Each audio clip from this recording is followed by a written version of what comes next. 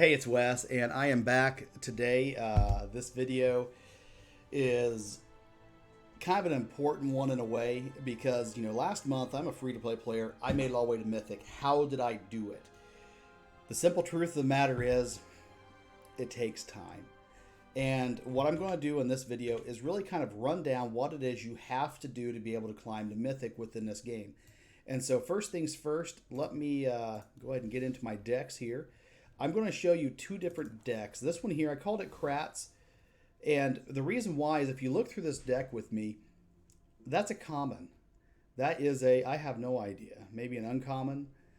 I'm not sure, but I'm pretty sure that you get this one for free just doing some of the missions right at the start of the game, the color challenges. Speaker of Heavens, I know you at least get one, maybe two of them. Griffin Area, I think you may get only one or two. Hallowed Priest, you get one or two. Impassioned Order, I think you get a couple of those. Pacifism, you get some of those. Revitalize, I know you get. Maul the Skycloves, I did not get it. I had to craft it. Most of this deck you get playing the game. So this was my starter deck. Now, of course, this isn't the very first starter deck I was working with. And what I mean by that is this. This deck took me probably... Well, let me backtrack a little bit. This is the deck that I ground the daily tasks with for probably 2 to 3 months. I did all of the daily grind with this deck for probably about I'd say a solid 2 to 3 months. And the reason I say 2 to 3 months is because I played this game hard and heavy back during War of the Spark. So I had a lot of crafting still left over. Most of my crafting, though, was common, uncommon, a little bit of rare, and maybe a couple mythics. And so what happened was very, very simple. I used this deck to get myself as far as this deck could get me. So the time frame as a free-to-play player who is brand new to the game, you're going to have to invest about 2 to 3 months of just getting the snot knocked out of you. It's going to be tricky. Now, another thing I also did to help me through that time period, I talk a lot about purchasing offline decks. And I purchased the starter green deck, Kogla, I don't know. Kogla, I never get his name right. I purchased this deck and it came with an arena code. Oh, by the way, the arena codes, if you have them, you just go into your store and you just type it in over here. That's where your arena codes go. And so I'd gotten this particular deck and I was playing it as well. And I also had gotten a Liliana deck, I got a Vito deck, and I got a Chandra deck. And so I was playing those decks in addition to this white deck. That way I didn't feel like I was just always going into a game just already behind because of the deck I was using. But you got to remember something. Whenever you're first starting out, most of the people you're going to be playing against in bronze and silver, maybe not gold so much, but in those first couple tiers, they're probably in the same boat as you. They're still building their decks, still learning the game, getting used to it. But what I did is I invested offline money. These came with, I want to say I got this one, this one, this one, and this one. These four right here, all just through offline purchases that had arena codes. And of course you get, like for instance, Life Skill, Keep the Peace. You get a handful of other ones. And so the deck that you start with is going to take you 2 to 3 months of grind time. Now, how are you grinding? Why are you grinding? Well, if you go in here and you go over to Premier Draft Strixhaven. That's the one that's available right now for 10,000 gold. Well, I play 10,000 gold. I can play. I'm drafting, and all those cards are added to my collection after the draft. And the way it was explained to me, and somebody more intelligent can verify this, the way it was explained to me is that if you have multiples of a card, it helps you in your crafting, it helps get you closer to your next level up in the crafting card system. Exactly how, I'm not 100% sure off the top of my head. I just know it does help. So the best use of your gold is to do drafts. Now, there is also a cheaper draft, but I've always been told the premier draft is the best. I don't know for a fact. That's what I've always heard. So another thing I also talk about is do your daily quests. That's what I do a ton of all the time, and those have helped me quite a bit. So now I want to talk about picking your deck. Whenever you first get into this game, you get the whole color missions. I am an old school white aggro life gain player from way back. And I also played a ton of direct damage red. So whenever I started looking at this, I realized there's not going to be enough direct damage red without me going and having to craft it, but there was enough good, cheap creatures that I could build an aggro deck pretty cheaply. So I went with a white aggro, and that was, of course, about 2 months ago at this point.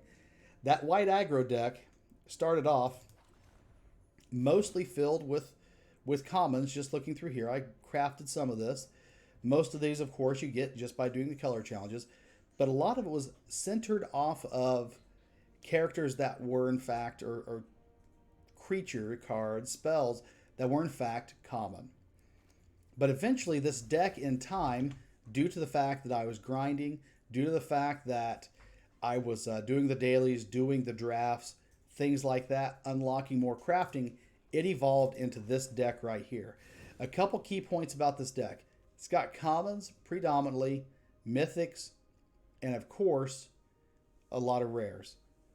It's a good, solid deck. Now, it does have one uncommon. What's interesting about this deck, though, is that this particular deck is rock solid. It's not it's not a deck that I specifically built myself. I actually went and got a lot of ideas. I shopped around a handful of different forum sites and a handful of websites, and I imported this deck is what originally happened. And as I began to try to build toward this deck, I said, well, okay, I don't have 4 of this card, but I do have a couple of this that may be a good utility in the meantime. And that's what I did. Eventually, this deck evolved to the deck it is, and it's a deck that can get you into Mythic. Right now, currently, I am sitting in Plat Tier 1.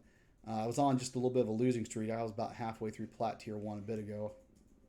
Maybe a little bit into it. Anyways, that deck has evolved and has changed. Now, there's something else that evolves and changes. Your starter deck, you got to start where you got to start. But also, you upgrade your deck as you go. And you have to use that with crafting and taking advantage of the free-to-play system. Now, if you have money to invest, by all means, invest into the game. It's a good time. It's just, it's not for me. I'm an older guy. I don't really, if I'm going to invest in Magic the Gathering, Wizards of the Coast, I'm going to invest in cards to collect. One other thing, though, is that we have to talk about something else, and that is the meta. And what they mean, of course, by meta. Meta just simply stands for most efficient tactic available. This deck apparently has become very, very popular, and ones like it. Aggro decks are kind of the thing right now. So everybody's all of a sudden running anti-creature decks. So this deck I've actually struggled with more right now than I did a month ago. Now, does that mean it's a bad deck? No. But what it does mean is that if you're playing certain decks, it's kind of the whole rock, paper, scissors. There's something out there that's going to be doing well into it. Black control, black anti-creature, burn decks can actually really mess you up as well. Which brings me over to this little Chandra Burn deck that I've been kind of kicking around. Let's look at this. I got Cinderclasm, Fire Prophecy. That's a common. Common. What is that? Uncommon? Uncommon? Uncommon. That is one of my few rares. It's, of course, Mythic. And another Mythic. This deck right here, I don't really have the cards to make it the most effective it can be. Like, for instance, Soul Seer, I actually finally picked those up today, and I finally finished those off. I was running Bombard. Bombard costs 3 mana, also does 4 damage. This one does 5 damage. You can target creature or planeswalker, and it makes that target lose indestructible until end of turn. That's powerful. Significantly better than Bombard that costs the exact same amount. So that's what they mean about making your deck better. This card is just a better card. And so I replaced it. This deck right now may actually be a better, I'm not going to say it's going to be better than the current deck I'm running, but it has got advantages over the white creature deck I've got at the moment, just due to the way the meta is. Now, is this deck a significantly better deck? Yes, because I polished it. This deck is not a polished deck. This is a rough deck. This is the start of the next deck I may build. Now, to be honest, I really want to build a One-Nota. I want to build a Dimir Rogues. There's a lot of them I want to build. But if you take a look, I don't have these cards. I want them, but I don't have them. It's just one of those situations where this particular deck is on my list of decks to build. This particular deck, if you take a look at it, I've actually got more of these than what I do of the other one. But the flip side is, once again, I don't have enough to make this a viable deck for me. That looks like a guy I know. So anyways, just to kind of wrap up this little video, what I'm talking about, kind of showing you some of the stuff, just to kind of piece these things together. It takes time. You're going to have to grind for 2 to 3 months. You're going to need to pick your deck that you're going to run with. You need to start with your starter deck, upgrade it as you're going using the crafting and all the tools available to you. But also remember a couple things. You're playing the game for fun. If you're not having fun, you're not doing it right. And something else also to point out, though, is this. Your deck that you end with is not the deck that you're going to start with. I hope you all have a great weekend.